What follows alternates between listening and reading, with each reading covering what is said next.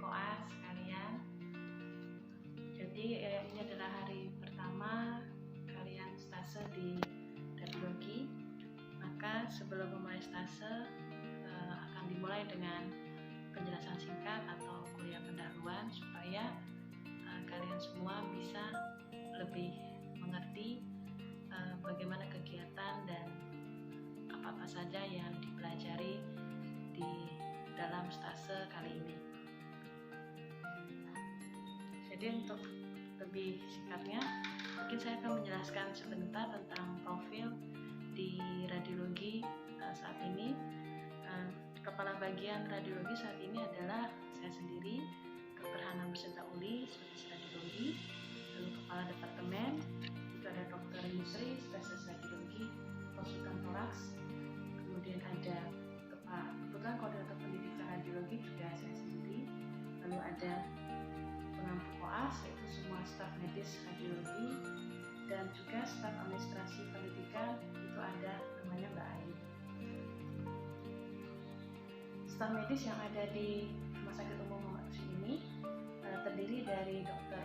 Faisal, spesialis radiologi, konsultan radiologi anak, kemudian Dr. Devi, spesialis radiologi, Dr. Musanusi, spesialis radiologi MKes, Dr. Dila Siti Hamidah, spesialis radiologi, dan Dr. Muhammad Duta, spesialis radiologi. Saat ini juga ada koas yang stase di Rumah Sakit Jejaring, yaitu Rumah Sakit Umum Daerah Siti Fatimah. Di sana itu ada 2 dokter radiologi. Jadi yang berperan sebagai kepala bagian atau koordinator pendidikan profesi itu adalah Dr. Martin Raja Solana Pitupulu, spesialis radiologi, dan kepala departemen di sana adalah Dr. Sarah Siti Fatimah Azhara, spesialis radiologi. Sehubungan dengan adanya kejadian COVID-19 ini, maka telah diberlakukan suatu adaptasi kebiasaan baru.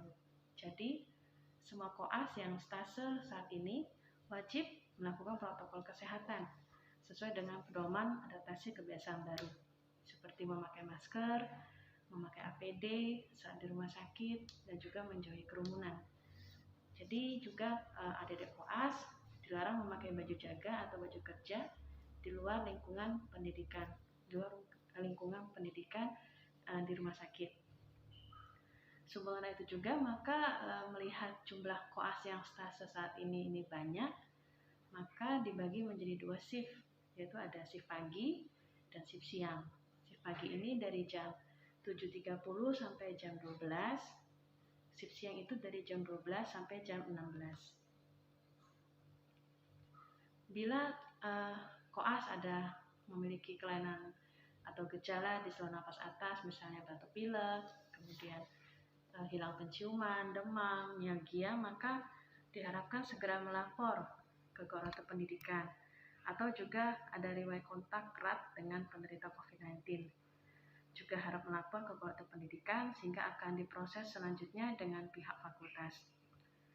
Dan juga ada peraturan bahwa sebelum mulai stase, maka setiap koas wajib melakukan swab antigen dan menyerahkan hasil dari swab tersebut kepada koordinator pendidikan sebelum memulai stase. Untuk lebih terarah selama stase ini, maka akan dijelaskan sedikit ya tentang rencana pembelajaran di radiologi ini. Jadi, pembelajaran di radiologi ini memberikan pembelajaran tentang ilmu biomedik, klinik, perilaku, dan komunitas untuk memahami secara menyeluruh dalam permasalahan bidang radiologi. Adapun kompetensi yang dicapai untuk bidang ini adalah meliputi kompetensi penyakit dan keterampilan dalam radiologi. Bentuk pembelajaran yang dilakukan adalah kegiatan tatap muka seperti laporan kasus, kuliah, journal reading, dan juga praktek lapangan berupa basic teaching atau microskill. Materi pembelajaran yang akan dilakukan di dalam stase ini ada 6, yaitu pertama radiologi toraks, kedua radiologi gastrointestinal, lalu ketiga ada radiologi urinarius, 4 radiologi muskuloskeletal, 5 neuroradiologi, dan ke-6 radiologi kardiovaskuler. Adapun bahan ajar yang kita gunakan untuk radiologi pertama adalah tentu saja standar kompetensi dokter, Konsil Kedokteran Indonesia, kemudian buku Radiologi Diagnostik Fakultas Kedokteran Universitas Indonesia, dan sebagai pelengkapnya adalah buku Learning Radiology, Recognizing the Basics. Untuk kegiatan ataupun tugas sehari-hari di dalam stase ini, maka adik-adik koas itu akan dibagi-bagi ke konsulen tertentu. Artinya nanti akan diberikan pembimbing bagi koas-koas, sehingga untuk pembelajaran hariannya maka koas tersebut akan mengikuti dosen pembimbing yang telah diberikan. Di situ semua koas akan mempelajari tentang semua jenis pemeriksaan radiologi secara umum dan juga menginterpretasi sesuai dengan level kompetensinya. Tentu saja itu semua akan di bawah supervisi oleh konsulen pembimbing masing-masing. Rotasi yang wajib dilewati oleh koas adalah rotasi konvensional polos ataupun konvensional dengan menggunakan kontras dan USG. Akan tetapi boleh juga untuk mengenal ataupun mengetahui pemeriksaan CT scan dan MRI juga, karena itu dirasakan perlu mengingat perkembangan teknologi yang begitu pesat saat ini. Tugas ilmiah yang harus dikerjakan oleh koas selama stase adalah referat atau journal reading. Jadi bisa memilih salah satu, apakah itu referat atau journal reading. Dan yang kedua adalah case report atau laporan kasus. Nah, untuk tema atau topik yang akan dikerjakan itu sesuai dengan diskusi dengan pembimbing masing-masing. Untuk evaluasi ataupun penilaian yang dilakukan ini terdiri dari dua hal, yaitu formatif dan sumatif. Formatif ini melakukan validasi hasil penilaian proses, evaluasi dan perbaikan proses pembelajaran berikutnya. Misalnya seperti tadi ada kegiatan bedside teaching, ada micro skill yang dinilai dalam logbook, kemudian ada laporan kasus, ada referat, dan terakhir ada CPOF. CPOF ini Clinical Performance Observation Form. Jadi ada beberapa poin yang dinilai terhadap koas selama stase, seperti misalnya adanya bagaimana kedisiplinan, apakah koas ini datang tepat waktu atau mengikuti kegiatan sesuai jadwal. Kemudian ada juga poin kedua dinilai etika dan sopan santun, bagaimana etikanya koas ini terhadap pasien, terhadap dokter, staf paramedis, ataupun terhadap elemen-elemen rumah sakit lainnya, apakah sopan atau tidak.